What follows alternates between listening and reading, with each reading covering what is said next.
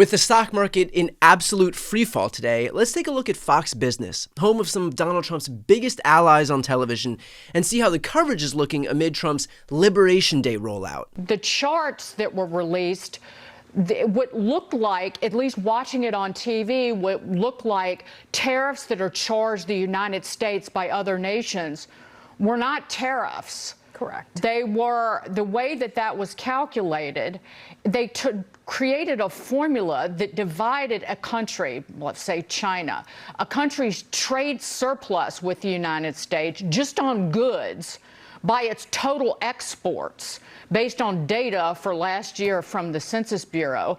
And then for what we're going to tariff them, we cut that number in half by 2. So that was supposed to be some expression of how we are wronged on trade by these other nations. But those numbers that were on that grid, they don't mean anything. They're just meant to express how we're getting screwed. Okay. Essentially.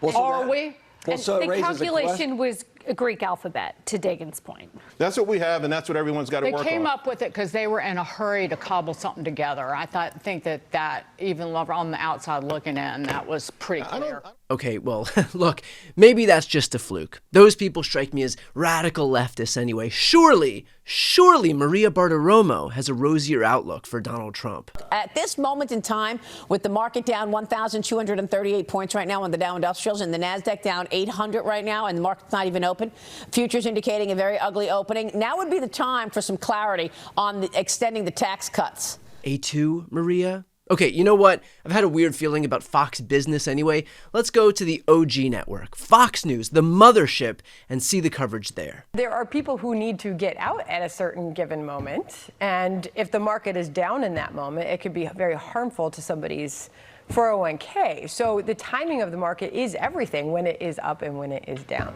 I mean, the S&P 500 is down 4%. So the Dow is down the least. It's down 3%. The S&P 500 down 4%. These are huge moves for the equity markets. And the NASDAQ, which is those technology stocks, they're hit the hardest. They're down 5% right now, the NASDAQ. Ugh. You know what? Murdoch is getting soft anyway. Let's go to the real money people at CNBC. Surely they can appreciate what Donald Trump is trying to do. Sarah, you don't believe, though, the theory that it's just about getting rates down? That's really all it's about? Because you've heard it. I'm sure you've heard it. Everybody wants to talk about that. They're getting the rates down. Yes. They're getting the Burning rates down down. the house to cook a steak. That's the line. Burning down the house to cook a steak. Seems to be a little severe, doesn't it? This is just a little pain, right? It's not like we're really going to see anything too serious, are we? So the biggest question from here is exactly how countries start to retaliate and then whether the White House looks to strike any deals. But the posturing at this point is that they're just not open to it at this point. Guys?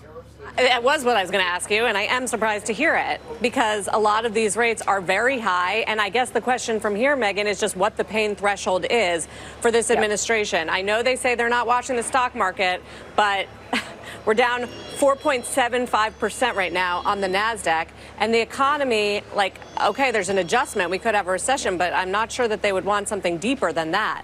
Ah, deeper than a recession, you say. Cool.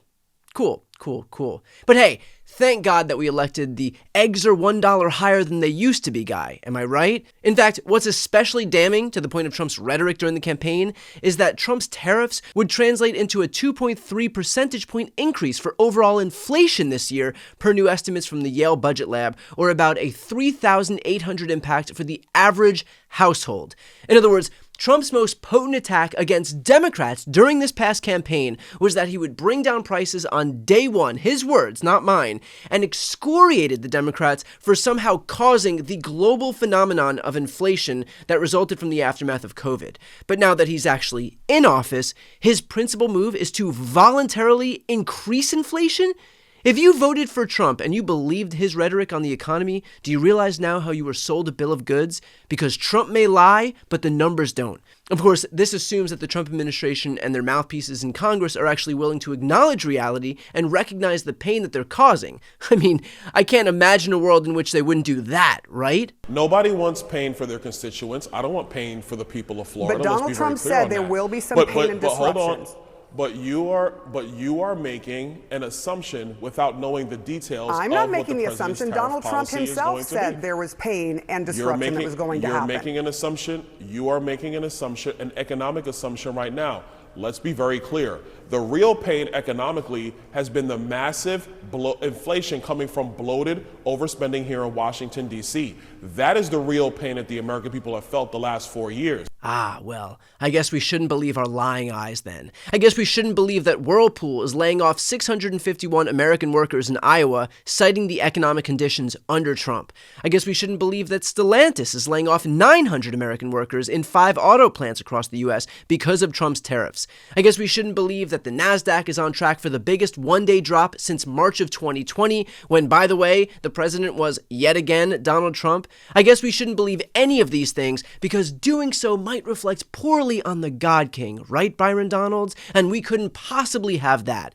Even though you pretended that eggs being $1 more expensive was the end of the world when Biden was president, now that Americans are watching their 401ks plummet, and jobs being slashed, and healthcare getting put on the chopping block, and the Social Security Administration get gutted from the inside to be able to give Republicans the pretense to be able to eventually privatize it, suddenly we're pretending that everything is fine, just fine. If these people were capable of shame, they wouldn't be able to sleep at night. But they're not, and so I presume they sleep just fine. In the meantime, back on Earth 1, it's clear what Trump is doing, and that is crashing our economy and ushering us into a recession, or worse, because he is a weak little man who's trying to show the world that he's tough. And the way he'll show that toughness is by throwing Americans and their retirement savings onto the grenade. You all are the collateral damage for Trump's ego trip. Your retirement savings, your healthcare, your budgets, your mortgages, your grocery bills, all to satisfy the fragile ego of a petty little man desperate to show the world that he's big. If you voted for Trump before, I'm not looking to relitigate the past, but I do hope that you'll finally acknowledge that what the Republican Party says and what the Republican Party does exist on 2 entirely separate planes of reality. And on this plane of reality, while Trump crowed about how he'll rescue us from tough times, the truth is that he is unilaterally responsible for ushering them in. Before you go, first, if you enjoyed this content and you want to see more and support independent media, please subscribe to this channel. The subscribe button will be right here on the screen. But second, the reality is that we're now in a political environment where this administration can lean on any of the social media platforms to suppress certain voices if they don't like critical coverage. That means my longevity here is in the hands of a few tech billionaires who are already making it clear that they're willing to cater to this White House.